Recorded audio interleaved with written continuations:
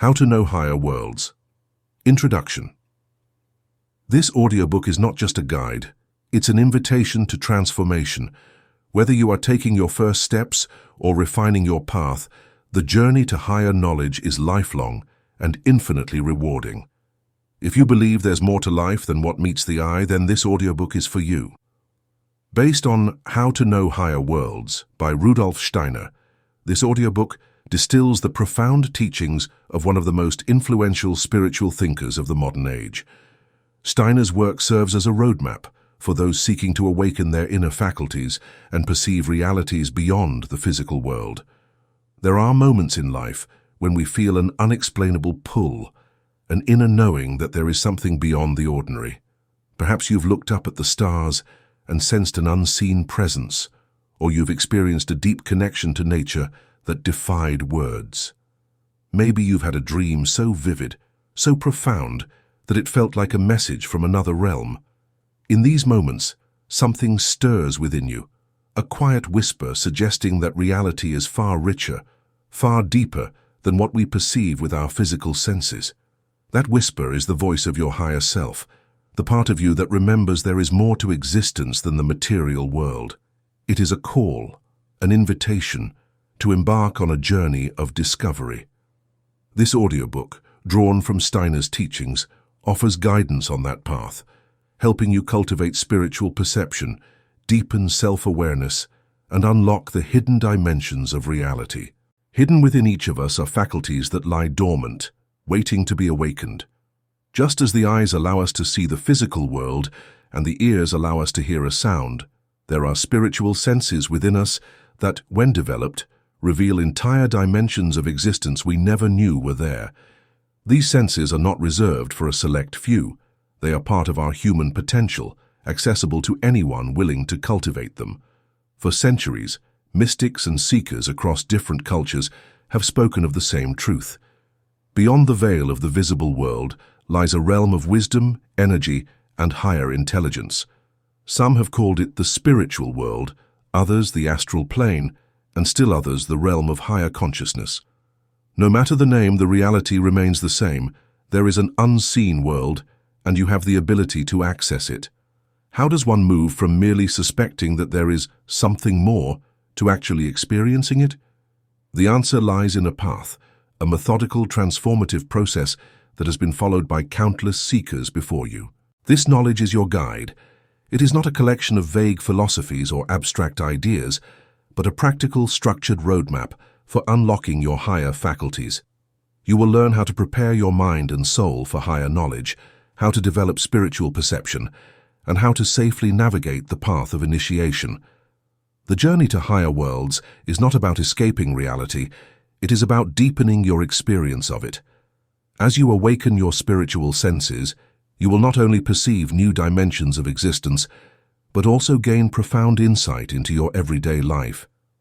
You will discover inner strength, clarity, and wisdom that will transform the way you see yourself and the world around you.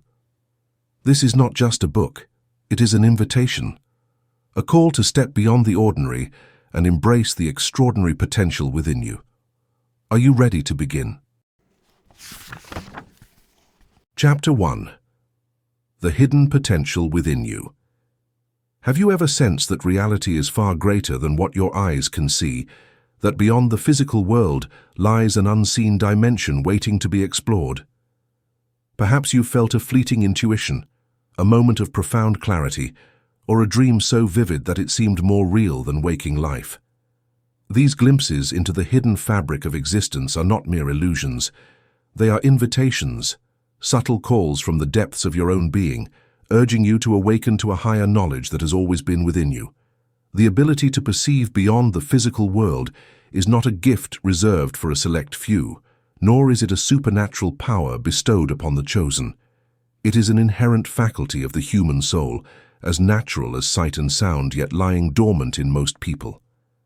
Just as a child is born with the potential to walk, speak, and think critically, but must develop these skills over time, so too does every individual possess the capacity to awaken spiritual perception. It is not a question of whether you are capable. It is only a matter of whether you are willing to embark on the journey of discovery. Throughout history, mystics, sages, and seekers have walked this path, proving that the unseen world is not a fantasy, but a tangible reality, accessible to those who earnestly seek it.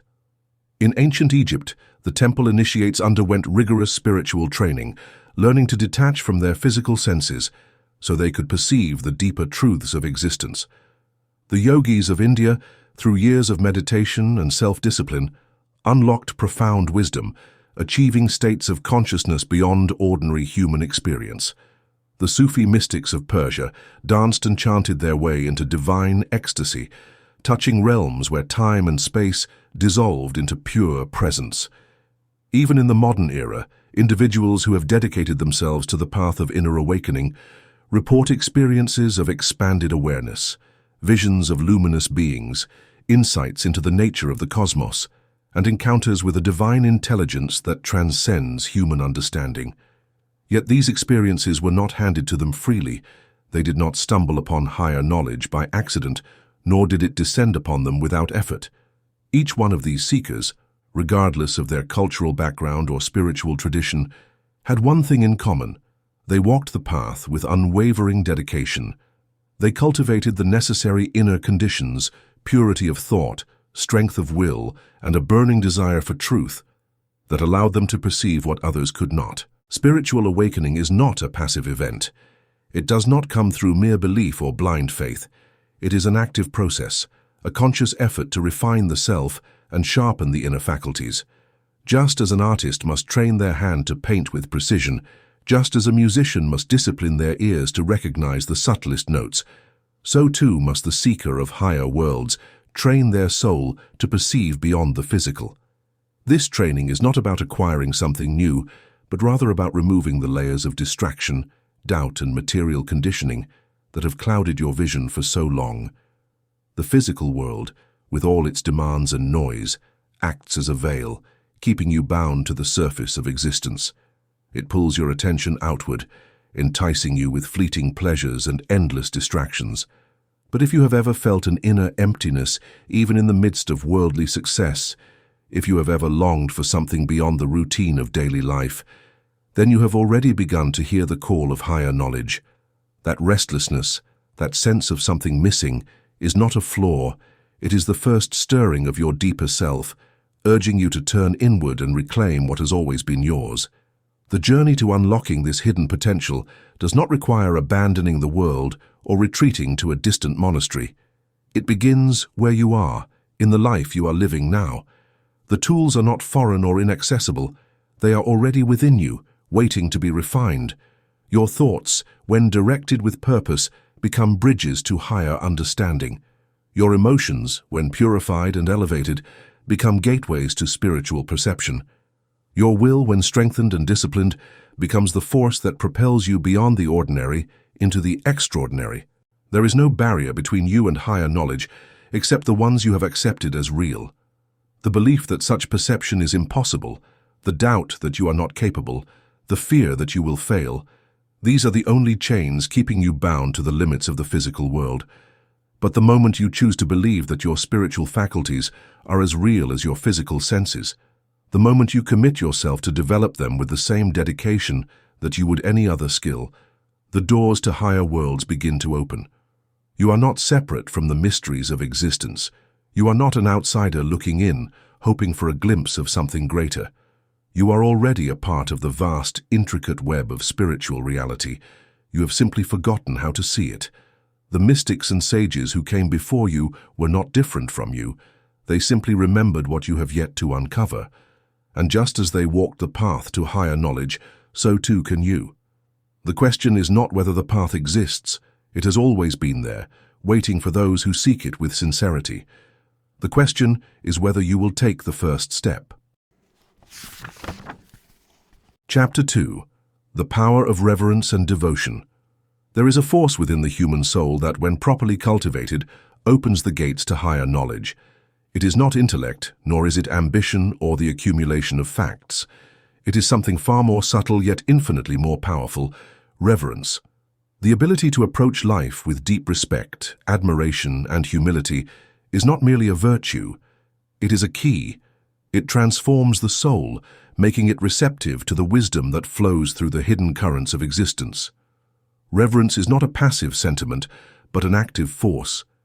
It is a way of aligning oneself with the greater mysteries of life, an attitude that shifts perception from the mundane to the miraculous. When one looks upon the world with reverence, ordinary things become extraordinary. A simple sunrise, once taken for granted, reveals itself as a divine spectacle of color and light. The rustling of leaves in the wind becomes a whispered message from nature. The gaze of another person, once dismissed as fleeting, is now seen as a gateway into the depths of another soul.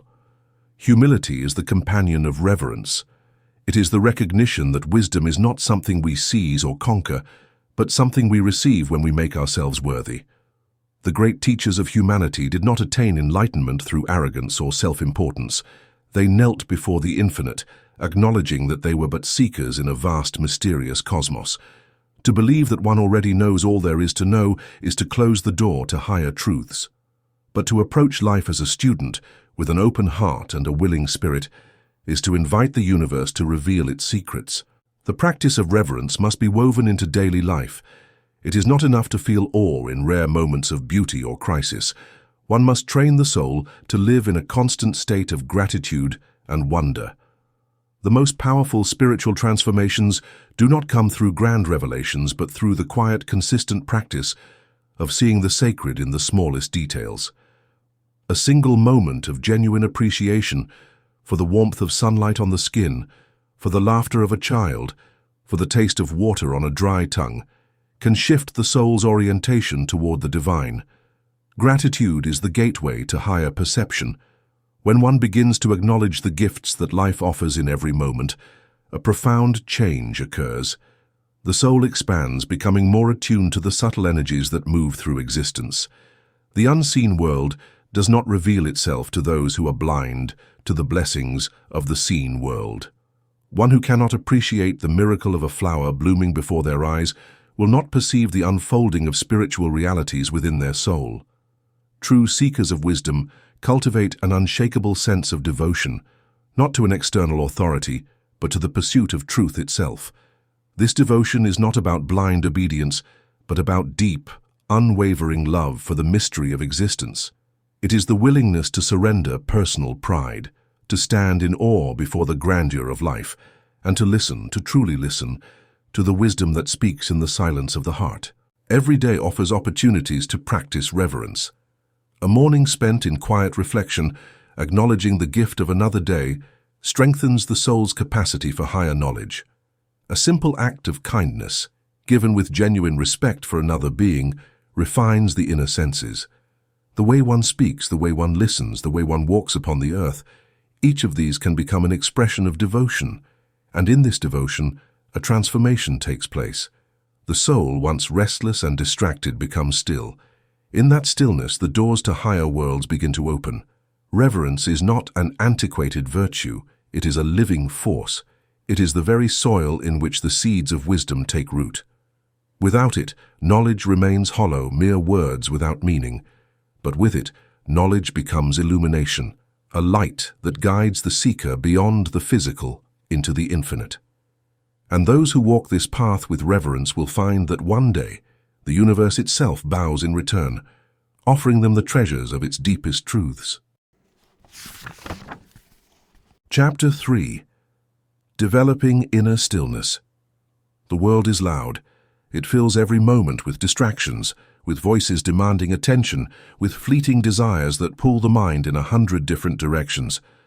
Thoughts race, emotions surge, and life moves at an unrelenting pace. In this chaos, the voice of higher wisdom is drowned out, not because it is silent, but because it speaks in whispers, in currents too subtle for a restless mind to grasp. The great mystery of spiritual perception is not hidden from us. It is simply waiting for us to become still enough to hear it. True knowledge is not found in the noise of the world, but in the quiet depths of the self. Those who seek to perceive beyond the physical must first learn to cultivate inner stillness. Just as a pond cannot reflect the sky when its waters are disturbed, the soul cannot reflect higher truths when it is turbulent with thoughts, anxieties, and unchecked emotions. To see clearly, one must first become calm. To hear the wisdom that flows from the spiritual world, one must first silence the endless chatter of the mind. Meditation is the path to this stillness. It is not an escape from reality, nor is it a mystical indulgence. It is the training of the soul to perceive without distortion. It is a way of attuning oneself to the deeper rhythms of existence, of refining the inner senses, so that they may awaken to the truths that have always been present but unnoticed. Meditation is the art of presence, the discipline of bringing one's awareness fully into the moment, free from the distractions of past regrets and future anxieties. For the beginner, the journey into meditation begins with a simple yet profound practice: conscious breathing. The breath is the bridge between the physical and the spiritual. It is both automatic and voluntary, existing between the realms of the unconscious and the conscious mind. By learning to control it, to slow it, to become aware of it, one begins to train the mind in the art of focus. Sitting in a quiet place, the seeker closes their eyes and turns their attention inward, following the breath as it flows in and out. Nothing else matters at this moment, only the breath, steady and calm. As the body relaxes, the mind, too, begins to settle, thoughts that once raced slow to a gentle drift. The noise of the world fades. With time and practice, this stillness deepens. The seeker begins to observe the inner landscape, to notice thoughts and emotions without becoming entangled in them. Like clouds passing through the sky, they come and go, but the observer remains still. It is here, in this silence, that something new begins to emerge, an awareness beyond thought, a presence beyond emotion. This is the gateway to true spiritual perception. However, there are obstacles in the way. Untrained in silence, the mind will fight. It will cling to distractions, fabricate delusions, and arouse attention-seeking emotions. The ego will attempt to reintroduce unrest in the seeker out of dread of its own quieting. Patience must be developed during these times, since genuine meditation is attained via surrender rather than coercion. The intention is to allow thoughts to flow without attachment, not to repress them. The goal is to learn to differentiate between feelings that come from the depths of the soul and those that are transient, not to eradicate them. This distinction is crucial, for the path to higher knowledge requires discernment. Not every feeling is intuition, not every thought is wisdom. The restless mind is filled with illusions, with desires masquerading as truths, with fears disguised as insights. But deep intuition, the kind that leads to genuine spiritual perception, does not come with urgency or anxiety. It arises in stillness, in a place beyond the grasping of the mind. It is subtle, yet unshakable. It does not shout, but when it speaks, it resonates with a certainty that cannot be ignored. Through meditation and self-reflection, the seeker begins to recognize this voice. They learn to listen, not with the ears, but with the soul. They develop an awareness that extends beyond the immediate, that perceives connections, energies, and truths that are invisible to the untrained mind. The physical world begins to appear different, not because it has changed, but because they have. Colors seem richer, sound deeper, and encounter more meaningfully. The hidden dimensions of life begin to reveal themselves, not in flashes of supernatural vision, but in the quiet, knowing that permeates every moment. The world does not become less real through meditation. It becomes more real. The noise does not disappear, but it loses its hold. Emotions do not vanish, but they no longer dictate one's actions. The seeker moves through life with greater clarity, with a sense of purpose that is no longer clouded by distraction. And as this clarity deepens, as the inner stillness becomes second nature, the higher worlds open, not as a distant dream, but as an ever-present reality. This is the power of inner stillness. It is not merely a practice, it is a transformation.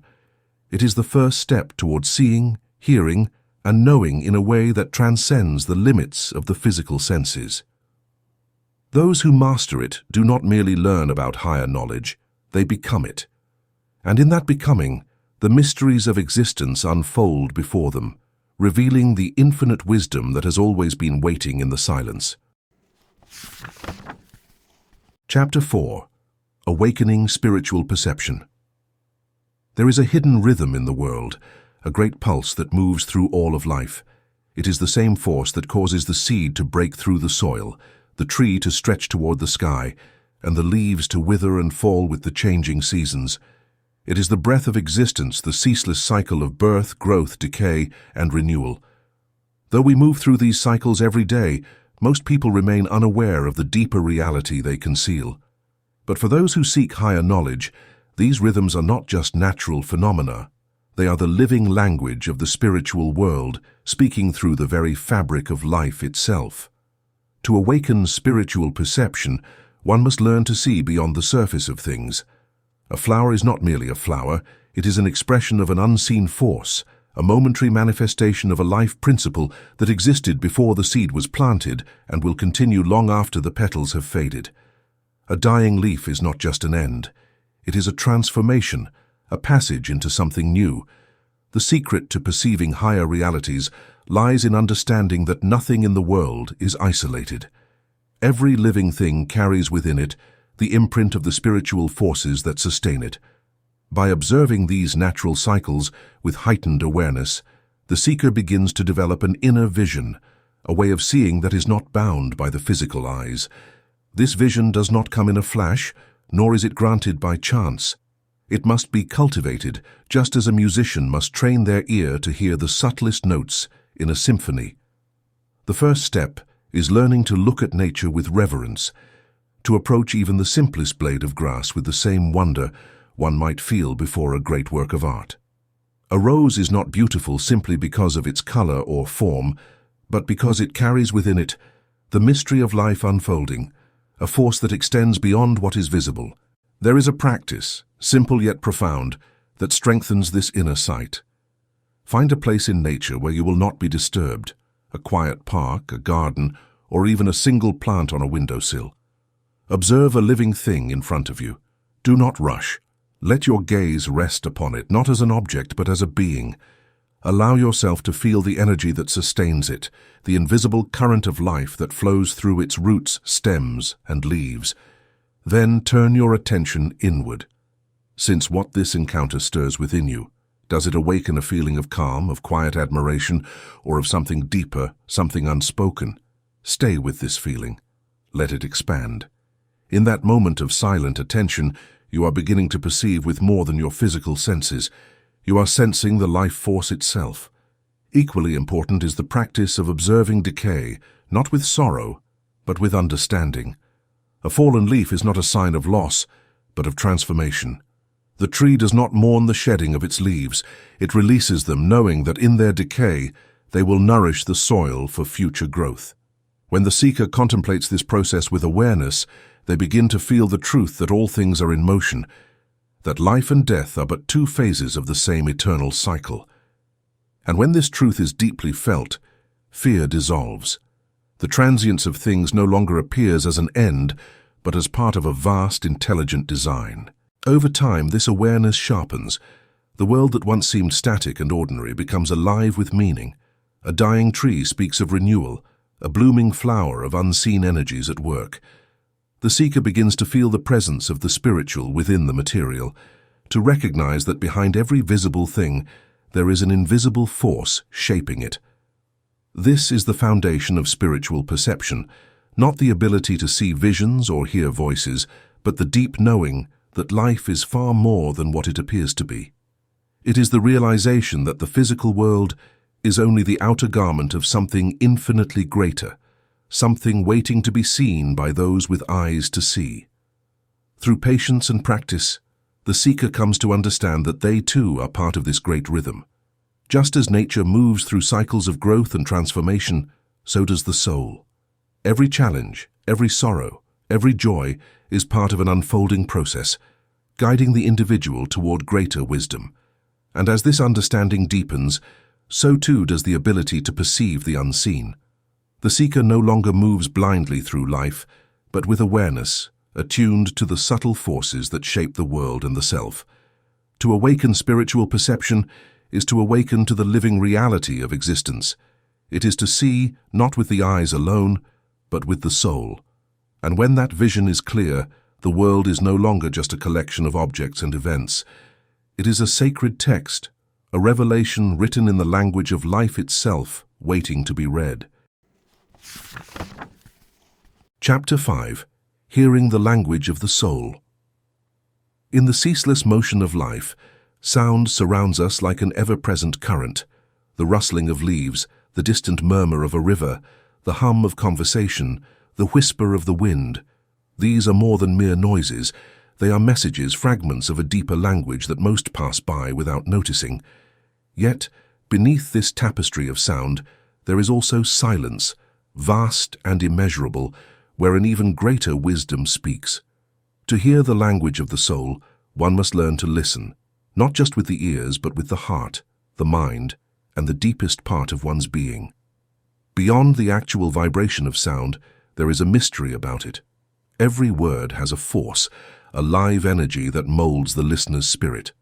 While a kind voice can comfort even the most broken soul, a harsh remark can pierce deeper than a blade. Speech serves as both a creative power and a conduit between the inner and outward worlds in this invisible realm. This was recognized by the ancient sages, who taught that the capacity to discern higher wisdom depends on one's speech pattern, the meaning of each word, and one's capacity for attentive listening. But just as sound holds power, so too does silence. The modern world fears silence, filling every empty space with noise, endless chatter, and distractions. Yet silence is not emptiness. It is the wellspring from which true understanding arises. In silence, the soul is no longer bombarded by external forces and is free to perceive the finer currents of existence. The subtle voices of intuition, the guidance of higher realms, and the hidden wisdom of life itself reveal themselves only when one learns to embrace stillness. To listen without judgment is one of the greatest disciplines on the spiritual path. When another speaks, most do not truly hear. They react, interpret, compare, or form responses before the words have even settled in their minds. But the seeker of higher knowledge must cultivate a different kind of listening, one that does not seek to impose, to agree or disagree, but simply to understand. In this state of receptive awareness, words are no longer just sounds. They become windows into the soul of the speaker, revealing emotions, thoughts, and energies that go beyond what is spoken aloud. There is a profound technique in spiritual training, the practice of listening to the world without internal commentary. One sits in a quiet place and allows all sounds, near and distant, to wash over them. The chirping of birds, the laughter of strangers, the creaking of an old wooden door. None are judged or analyzed. They are simply received as they are, without interference. In this practice, something remarkable happens. The listener begins to hear beyond the sounds themselves, sensing the essence behind them. The hidden harmony of life emerges, revealing a rhythm and order that was always present but previously unnoticed. Even more subtle is the practice of listening inwardly. Beneath the constant dialogue of thoughts, beneath the emotions that rise and fall like waves, there is a voice that speaks in the language of the soul. It is not heard with the ears, but felt with an inner knowing. Some call it intuition, others divine guidance. It is the same force that has whispered to mystics and seekers throughout history, guiding them toward truth. But this voice is quiet and easily drowned out by the noise of daily life. To truly hear it, one must cultivate moments of profound stillness, allowing the mind to settle and the deeper self to speak. In advanced spiritual training, sound is used as a tool to attune the soul to higher frequencies of consciousness. Chanting, sacred music, or even the simple repetition of a meaningful phrase can align the individual with the vibrations of the unseen world. Many traditions teach that the universe itself was born from sound, from a primordial resonance that continues to echo through all creation. Those who learn to harmonize with this cosmic rhythm find themselves drawn into states of heightened awareness, where the barriers between the physical and spiritual dissolve. But the highest form of inner hearing comes when sound and silence merge, when one no longer distinguishes between the two, but recognizes them as part of the same great symphony. In this state, the seeker does not merely listen, they become listening itself. Every sound is meaningful, every silence is filled with presence. The soul no longer strains to hear wisdom from above. It realizes that wisdom has always been speaking, in every moment, in every breath, waiting for the world to become quiet enough to hear. To hear the language of the soul is to awaken to a deeper reality, one where sound is not just vibration but revelation, where silence is not absence but the voice of the infinite. Those who master this art find that life itself begins to communicate in ways they never imagined.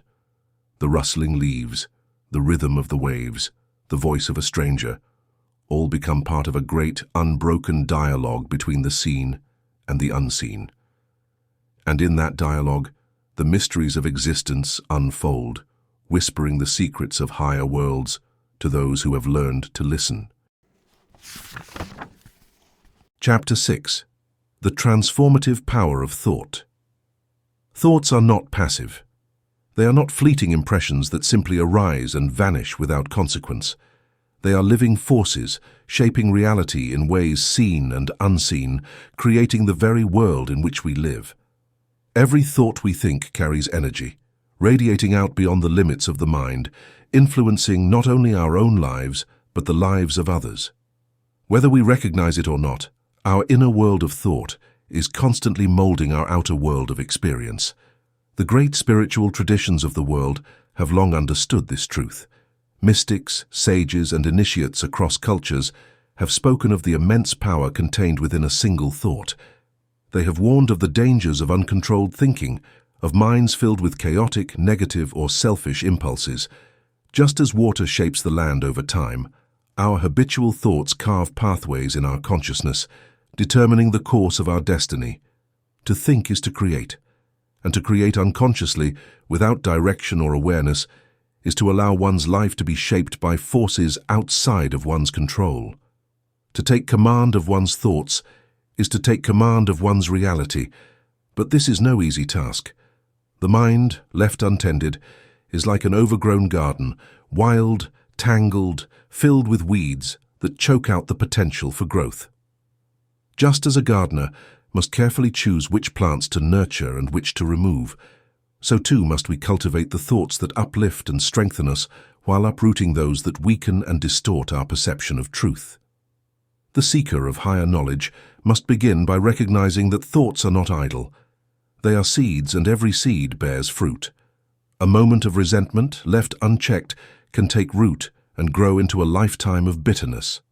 A single impulse of generosity, when nurtured, can blossom into boundless compassion. Training the mind to generate uplifting and powerful ideas requires discipline. It is not enough to simply wish for positive thoughts to arise. They must be deliberately chosen, shaped, and reinforced. Each morning offers a new opportunity to direct the mind with intention. Upon waking before the distractions of the world rush in, the seeker should take a moment to establish a guiding thought for the day, a thought of purpose, of gratitude, of clarity. By holding this thought firmly, by returning to it throughout the day, it becomes a center of stability, a light that keeps the mind from drifting into confusion or negativity. But beyond merely generating positive thoughts, the true path to transformation lies in the purification of thought itself. The mind, like a mirror, reflects whatever passes before it. If it is clouded with unchecked desires, restless anxieties, or selfish ambitions, it cannot accurately reflect the truth. Higher knowledge does not descend upon a mind that is cluttered. It reveals itself only when the mind is made clear, calm, and receptive. The seeker must learn to observe their thoughts as they arise, to witness them without attachment, and to recognize those that come from the lower nature versus those that come from the higher self. This purification process requires deep self-honesty. It is not enough to suppress negative thoughts or to replace them with pleasant illusions. One must go to the root, asking, what is the source of this thought? Does it arise from fear, from ego, from selfishness, or does it carry the light of wisdom, of love, of truth? The answers to these questions reveal much about the state of one's inner world. A mind ruled by lower impulses cannot perceive higher realities any more than a stormy sea can reflect the light of the stars. Yet for those who persist in this work, something extraordinary happens. As the mind becomes purified, as negative and limiting thoughts are dissolved, a new kind of thinking emerges, one that is no longer bound by personal desires, but is in harmony with the greater intelligence of the universe. Insights begin to arise not from effort, but from stillness. Solutions present themselves without struggle. The seeker begins to think with clarity, depth, with vision. In this state, thought itself becomes a bridge to higher knowledge. The truths that once seemed distant, abstract, or unreachable now reveal themselves with startling clarity. The seeker understands, not just intellectually, but experientially, that the mind is not separate from the world. It is a force within it, and by mastering that force, one masters the self. To transform one's thoughts is to transform one's life. It is to step out of the realm of unconscious reaction and into the realm of conscious creation. Those who undertake this path do not simply think differently, they become different. And in that becoming, they draw closer to the infinite wisdom that has always been waiting, just beyond the veil of the mind. Chapter 7. Facing the Guardian of the Threshold. There comes a moment on the path of spiritual awakening when the seeker stands at the edge of a great divide. On one side lies the familiar world, the realm of ordinary perception, where life is governed by the senses, habits, and unconscious thought patterns. On the other side lies the vast and luminous reality of higher knowledge, a world where truth is unveiled, where the deeper currents of existence are no longer hidden behind the veil of illusion. But between these two realms stands a being unlike any other, the guardian of the threshold. This is not a guardian in the ordinary sense, nor is it an enemy to be overcome. It is rather a mirror, reflecting back to the seeker the full weight of their own inner being. Everything that has been buried, every unresolved fear, every doubt, every illusion, these now rise before the aspirant in undeniable clarity. It is not some external force that tests the seeker, but the seeker's own self, revealed in its truest form. The guardian appears when the individual has reached a certain stage of inner development, when they have begun to awaken faculties that allow them to perceive beyond the material world. At this threshold, the seeker must prove their readiness, not through strength or intellect, but through purity of heart and clarity of mind. The obstacles that arise at this stage are not random challenges, but precise reflections of what remains within the soul that is unprepared for higher wisdom. The fears that surface are the fears that have always lived in the depths of the subconscious. The doubts that echo are the same doubts that have lingered unspoken in the mind. The illusions that cloud perception are the very illusions that have shaped one's experience of life. To stand before the guardian unprepared is to risk being overwhelmed by these forces. Many who reach this stage turn back, unable to face what lies within. They may have longed for spiritual insight, but they have not yet confronted the barriers within themselves that prevent them from seeing clearly. The journey toward higher knowledge is not one of mere intellectual pursuit. It demands transformation. It requires that the seeker cleanse themselves of all that is unworthy, all that is selfish, all that is false. Self-purification is not a matter of moral judgment. It is a necessity. Just as a traveler must remove their burdens before ascending a great mountain, so too must the seeker release the weight of unexamined fears, desires, and attachments before crossing into higher realms. One cannot carry resentment and expect to see the truth clearly. One cannot cling to deception and hope to perceive reality as it is. The guardian does not prevent passage out of cruelty, but out of necessity. Until the soul is light enough to pass through, the door remains closed. The way to face the guardian is through unwavering self-honesty. The seeker must be willing to see themselves as they truly are, not as they wish to be. Every weakness, every shadow, every hidden corner of the mind must be brought into the light of awareness. This is not an easy task, for the ego resists such revelations. It clings to its false sense of self, to its carefully constructed identity, to its justifications and defenses. But the seeker who truly desires higher wisdom must be willing to dismantle these illusions. Fear is the first great test. The guardian will reveal to the seeker their deepest anxieties, the things they have spent a lifetime avoiding. These fears are not arbitrary. They are precisely the fears that have shaped the seeker's choices, the unseen forces that have influenced every step on the path. To pass beyond this threshold, the seeker must not run from these fears, but confront them directly. They must ask, "What is this fear teaching me? What truth have I refused to see?" Doubt follows closely behind. The guardian whispers the most piercing questions. Are you truly ready? Do you truly believe? Every insecurity is amplified, every hesitation brought to the surface. If the seeker is to continue, they must find within themselves a certainty that is unshakable.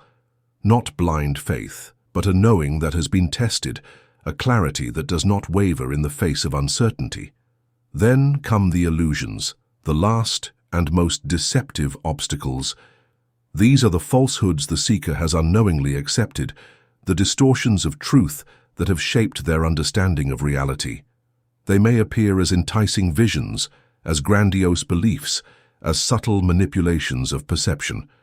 The challenge here is discernment, to distinguish between what is real and what is merely a reflection of the seeker's own desires and expectations. Those who fail this test may fall into spiritual deception, mistaking their illusions for truth, wandering lost in a world of their own making. But those who pass through, who face the guardian with courage and honesty, emerge transformed. They do not conquer the guardian, they integrate it. They recognize that it was never an enemy but a necessary gatekeeper, a force ensuring that only those who are truly prepared may step into higher wisdom. Beyond this threshold, perception changes. The world is no longer seen through the lens of fear, doubt, or illusion. The seeker understands that they have always been connected to the greater spiritual reality, that the journey was not about acquiring something new, but about removing the barriers that prevented them from seeing clearly. They walk forward, not as mere seekers, but as awakened souls, ready to receive the knowledge that has been waiting for them all along. Chapter 8. Achieving Continuity of Consciousness. For most, consciousness is like a flickering flame, burning brightly during waking hours, only to dim into obscurity when sleep takes hold. Dreams come and go, strange, disjointed, filled with half-remembered images that dissolve with the morning light. Yet for the one who walks the path of higher knowledge, this fragmented existence is not enough. True spiritual awakening requires continuity of consciousness, the ability to remain aware beyond the borders of waking and sleeping, to weave the threads of existence into a seamless tapestry where the physical and the spiritual become one. As the seeker progresses, the nature of dreams begins to change. No longer are they mere echoes of daily life, chaotic reflections of thoughts and experiences that rise and fall without meaning. Instead, they take on clarity and depth, revealing insights that extend beyond personal memories into something greater. What once seemed like random visions now carry purpose, offering glimpses into realms unseen, into truths that whisper from beyond the material world. The spiritual aspirant begins to recognize that sleep is not an unconscious void, but a passageway, a state in which the soul is freed from the physical body and moves through higher dimensions of existence. Yet without training, these journeys remain hidden from waking memory. The key to unlocking them lies in strengthening the bridge between the conscious and the subconscious mind. The average person experiences sleep as a break in awareness, a descent into forgetfulness. But those who cultivate spiritual perception find that over time, their awareness does not vanish when sleep begins. It simply shifts, crossing the threshold from one state of being to another.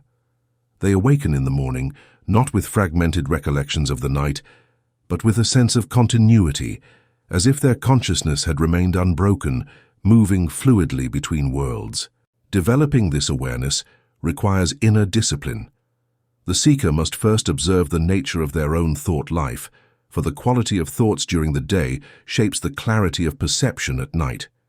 Impulses, distractions, and restless emotions cloud the mind, making it difficult to retain awareness beyond waking life.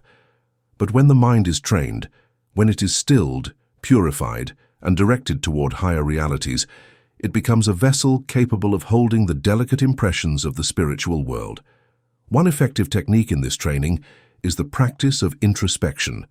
Before going to bed at the conclusion of each day, the seeker should calmly and detachedly reflect on their experiences, not as a participant but as an observer.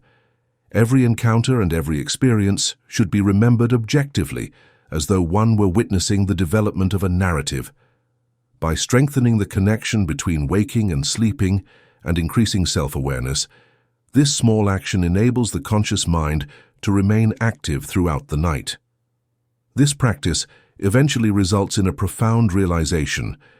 The self that travels through the dream world is the same self that moves through waking life. Only distinct states of perception exist. There is no actual separation. As this continuity strengthens, dreams become more than fleeting illusions. They become experiences as vivid and meaningful as those in the waking world. The seeker may encounter beings who impart wisdom, symbols that reveal truths, and landscapes that exist beyond earthly reality. Some dreams may carry personal significance, guiding the seeker toward a greater understanding of their own inner world. Others may lift the veil on cosmic mysteries, granting access to knowledge that cannot be learned through ordinary means. The highest stage of continuity of consciousness comes when the seeker awakens within the dream itself, fully aware and fully present. This is not the same as ordinary lucid dreaming, where the dreamer merely realizes they are dreaming. This awakening is deeper. It is the recognition that the dream world is not separate from reality and that the soul's experiences during sleep are as real as those in the physical body. In this state, the seeker moves freely between worlds, no longer bound by the limits of time and space, no longer confined to the illusions of the material mind. With this expanded awareness, fear dissolves. Death itself no longer holds its shadow, for the seeker knows that consciousness does not end when the body sleeps, nor does it end when life itself fades. The same thread of awareness that weaves through dreams also weaves through lifetimes, carrying the soul through the great cycles of existence. Achieving continuity of consciousness is not simply about remembering dreams, it is about awakening to the eternal nature of the self. It is about realizing that awareness is not confined to the boundaries of waking and sleeping, but extends into the vast expanse of spiritual reality. The seeker who attains this continuity steps beyond the illusion of separation and sees the truth, that life in all its forms is but a single stream, flowing unbroken through the infinite. Chapter 9. Life and Death. Meeting the Great Guardian. There comes a moment on the spiritual path when the seeker stands at the threshold of a great mystery, the boundary between life and death. To the unawakened, death appears as an end, a final closing of the book of existence. But to those who have cultivated inner sight, it is not an end at all. It is a transition, a doorway into another plane of reality. The physical world, so familiar and seemingly solid, is but a veil, a thin covering stretched over a vast and intricate network of unseen forces. Beyond it lies the spiritual world, where the essence of all things continues to evolve. To truly understand life, one must come to understand death, not as an abstraction, but as an experience that reveals the deeper nature of being. For the one who has advanced on the path of initiation, there is a moment of reckoning when they must meet the Great Guardian, a being who stands at the entrance to the higher planes of existence. This is not a being separate from the seeker, nor is it an external force to be conquered. The Great Guardian is the sum total of all that has been left unresolved in the soul. Every fear, every weakness, every attachment to the material world manifests in this encounter. The Guardian reflects back to the seeker the full weight of their existence, the totality of their inner being. To pass beyond this point, the seeker must be utterly prepared, for this is the final test before deep initiation. This Great Guardian is something far larger than the first guardian the aspirant meets earlier in the journey, who forces them to confront their personal fears and delusions. The full weight of human experience, the immense currents of karma, and the enormous unfolding of cause and effect that extends beyond a single lifetime are all revealed, not just the seeker's personal failings. The seeker is portrayed as a being interwoven into the fabric of all existence rather than as a solitary entity. Being unprepared to face this guardian runs the risk of being overcome by the enormity of what is exposed. At this stage, a lot of people retreat because they can no longer bear the reality of their own soul's past. There is no intellectual preparation or reading to prepare for this encounter. The profound process of self-purification cannot be replaced by any amount of theoretical knowledge. The seeker must have developed a strong sense of integrity, removing all delusions and lies. It is necessary that they have repeatedly faced their fears until nothing can frighten them. They must have acquired an inner peace, a mental and emotional clarity that enables them to remain steadfast in the face of uncertainty. The seeker must have developed reverence above all else, not as a mindless devotion, but as a deep regard for the powers that control life and death. They are able to approach the higher worlds with humility because of their reverence, knowing that enlightenment is something that must be acquired rather than something that can be taken. The spiritual world only opens to those who are genuinely prepared, to those who have cultivated themselves to the point where they can withstand the weight of more knowledge without being destroyed by it. It does not divulge its secrets to those who seek them out of curiosity or ambition. When the seeker has prepared in this way, when they have faced the great guardian with courage and sincerity, something remarkable occurs. The guardian who once seemed so imposing no longer appears as a barrier, but as a guide. The very forces that once tested the seeker now become allies, helping to carry them forward into the higher realms. The soul, having been purified, is now able to perceive what was once hidden. The great veil lifts, and the seeker enters into direct communion with higher beings, with intelligences that exist beyond the limitations of physical form.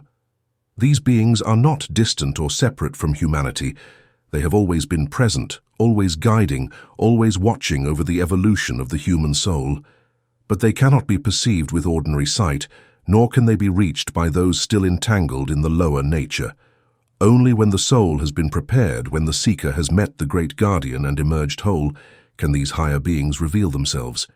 And when they do, the knowledge they impart is not given in words or concepts, but in direct experience, in a profound knowing that transcends all earthly understanding. At this stage, life and death no longer appear as opposites. The seeker understands that existence is continuous, and that consciousness does not cease when the body fades but merely shifts into another form. They see that the world of the living and the world of the dead are not separate but interwoven, that the spiritual currents which shape one also shape the other. Death loses its sting, not because it is denied or ignored, but because it is recognized for what it truly is, a passage, a transformation, a necessary step in the unfolding of the soul's journey. To meet the great guardian is to come face to face with the deepest truths of existence. It is to step beyond the illusions of the material world and into the vast luminous reality of the spirit. And for those who pass through this threshold, for those who have done the inner work and made themselves ready, the doors of higher wisdom open at last. They walk no longer as seekers in darkness, but as awakened souls, bearers of light, prepared to serve as guides for others who will one day stand where they once stood, before the guardian, on the threshold of the infinite. Conclusion. Becoming a light in the world. The journey toward higher knowledge is not a path one walks and then leaves behind. It is not a fleeting pursuit, nor is it a destination to be reached once and for all. It is a transformation, deep alchemy of the soul, where the seeker becomes something entirely new, awakened, illuminated, and attuned to the great currents of life that flow through both the seen and unseen worlds. Looking back on the path that has been traveled, one can see that the trials and revelations, the struggles and awakenings were not random. Each step, each lesson, each moment of doubt and triumph was necessary to bring the seeker to this new state of being. The fears that once loomed so large have faded, replaced by an unshakable inner knowing. The illusions that once distorted perception have been dissolved, revealing the deeper truths that pulse through all existence. Life, once bound by the limitations of the material world, now shines with meaning, with purpose, with the undeniable presence of the spiritual woven into every moment. But wisdom is not meant to be hoarded. It is not a treasure to be kept locked away, hidden from the world. The true purpose of spiritual awakening is not to retreat into solitude, but to return to life with a new vision, to become a guiding light for others still searching in the dark. What good is enlightenment if it does not lead to service? What value is spiritual perception if it does not awaken a deep compassion for the struggles of humanity? To have walked the path is to have been given a gift, not merely for oneself, but for all. Integrating this wisdom into daily life does not require grand gestures or dramatic changes. It is found in the smallest of actions, in the way one speaks, in the way one listens, in the way one moves through the world with awareness and kindness. It is found in the patience shown toward those who are still entangled in illusion, in the quiet strength that radiates from one who has faced the guardian and emerged whole. It is found in the ability to remain present, to see the sacred in the mundane, to recognize the hidden forces at work even in the most ordinary of days. True spirituality does not separate one from the world. It deepens one's engagement with it. The awakened soul does not flee from humanity but embraces it, seeing in each person a fellow traveler on the path, no matter how unaware they may be of their own journey. To live with this understanding is to become a beacon, not by force, not by persuasion, but simply by being. The light that has been kindled within shines outward, not as something imposed, but as something that naturally illuminates all that it touches. And yet, the path does not end here. There is no final enlightenment, no ultimate plateau where growth ceases. Higher knowledge is infinite, and the soul, no matter how advanced, will always have further to climb, further to refine, and further to discover. The call to seek, to evolve, to deepen one's understanding never fades. And so, even as the seeker becomes the teacher, they remain the student. Even as they offer guidance, they continue to learn. The world is in need of those who have walked this path. It is in need of those who can see beyond fear, beyond division, beyond the illusions that bind so many in suffering. It is in need of those who can stand as pillars of wisdom, of compassion, of clarity. To have stepped onto this path is to have accepted a responsibility, not just for one's own growth, but for the uplifting of all. So let the journey continue. Let the light that has been kindled burn ever brighter. Let wisdom guide the hands, the words, the heart. Let the knowledge that has been gained be put to use, not in isolation, but in the service of life itself. The greatest purpose of spiritual awakening is not merely to see the light, it is to become the light. And in doing so, to illuminate the way for others, so that they too may awaken, so that they too may remember, so that they too may step forward into the vast and infinite radiance of higher worlds.